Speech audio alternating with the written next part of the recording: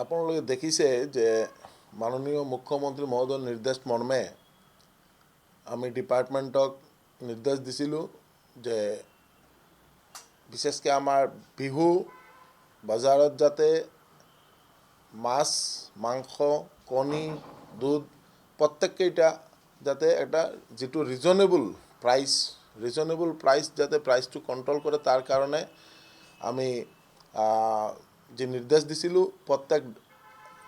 district কমিশ্যনাৰৰ ওচৰত তেওঁলোকে আমাৰ ডিপাৰ্টমেণ্টৰ ফালৰ পৰা নিৰ্দেশ জাৰি কৰা হৈছে আৰু প্ৰত্যেককেইটা ডিষ্ট্ৰিক্ট কমিশ্যনাৰ SOPটো নিৰ্ধাৰিত কৰিছে আৰু এটা টাস্ক ফ'ৰ্চ গঠন কৰিছে যাতে প্ৰত্যেককেইটা বজাৰত যাই তেওঁলোকে মানে কোৱালিটিটোও চেক কৰে গাহৰি হওক বা ছাগলীৰ মাংস হওক বা ফিছ হওক প্ৰত্যেককেইটা যাতে কোৱালিটিটো চেক কৰে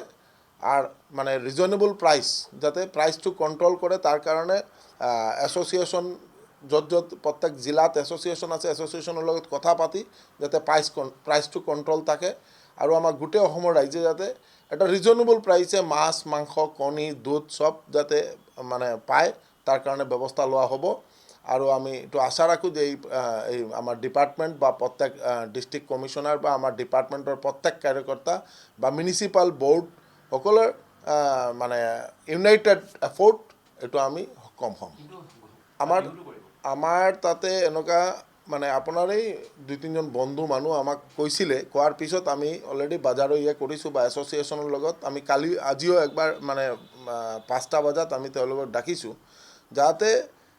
মানে আমাৰ যাতে কোৱালিটিটো আৰু প্ৰাইচটো যাতে কেতিয়াও মানে যাতে এইটো নকৰে অভাৰলুক নকৰে কাৰণ আমি প্ৰাইচ যদি বাঢ়ে আৰু আমাৰ যদি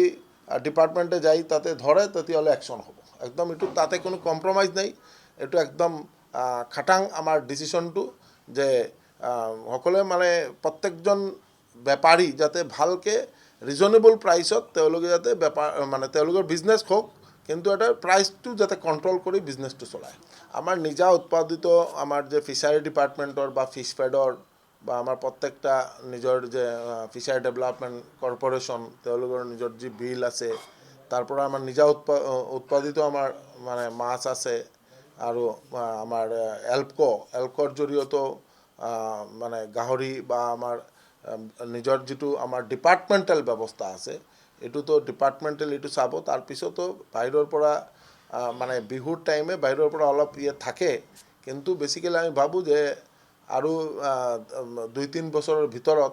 অসমে নিজে এটা ভাল ব্যৱস্থাত থাকিব আৰু মানে ফিছৰ যিটো ডেফিচিয়েঞ্চি বা আমাৰ গাহৰি বা আমাৰ ছাগলীৰ যিটো আমাৰ মিটৰ ডেফিচিয়েঞ্চি এইটো খুব সোনকালে আমি এইটো এটা ভাল ব্যৱস্থাত যাম আৰু মানে গোটেই অসমৰ ৰাইজে এটা ৰিজনেবল প্ৰাইচে মানে ফিছ হওক বা কণী হওক বা মানে মাছ হওক সকলে ভাল এটা পাব আপোনালোকে কালি দেখিছে কেবিনেট ডিচিশ্যন হৈছে আমাৰ মাননীয় মুখ্যমন্ত্ৰী মহোদয়ৰ নেতৃত্বত যে NDDB আৰু NEDFL মানে আমাৰ দুটা আমাৰ গভৰ্ণমেণ্টৰ লগত NDDBৰ যিটো চুক্তি হৈছে মৌ চুক্তি তাৰ জৰিয়তে আপোনালোকে দেখিছে যে 5টা মানে নতুন আমাৰ মিল্ক প্ৰচেছিং ইউনিট আমাৰ স্থাপন কৰা হ'ব আৰু মাননীয় মুখ্যমন্ত্ৰী মহোদয়ে কালি 150 crore তাতে ফাৰ্ষ্ট ফেজে যাতে কাম ষ্টাৰ্ট হয় তাৰ কাৰণে মানে এই উদ্যোগ লৈছে আৰু মিল্ক যাতে আমি সাফিচিয়েণ্টলি আমাৰ আগামী 2-3 বছৰৰ ভিতৰত যাতে 10 লাখ লিটাৰ পাৰ ডে মানে দুগ্ধ উৎপাদন হয় তাৰ উদ্দেশ্যে আমাৰ কাম চলি আছে ডিপাৰ্টমেণ্টৰ কাম কৰি আছে আৰু কালি মানে 5টা কেবিনেট নতুন ডিচিশ্যন হৈছে অনলি ফৰ মানে কেনেকুৱা আমি আগামী 2027ৰ ভিতৰত মানে দুগ্ধ উৎপাদন যাতে আমি 10 লাখ লিটাৰ পাৰ ডে আমি উৎপাদন কৰিব পাৰোঁ 27ৰ ভিতৰত এই মানে আমাৰ মাননীয় মুখ্যমন্ত্ৰী মহোদয়ে টাইমলাইন দিছে আৰু আমি বিশ্বাস কৰোঁ আমাৰ ডিপাৰ্টমেণ্টৰ সকলো কাৰ্যকৰ্তা আৰু মই আছোঁ সকলোৱে মিলি আমৰা চেষ্টা কৰিম যাতে আমি 10 লাখ লিটাৰটো এচিভ কৰিব পাৰিম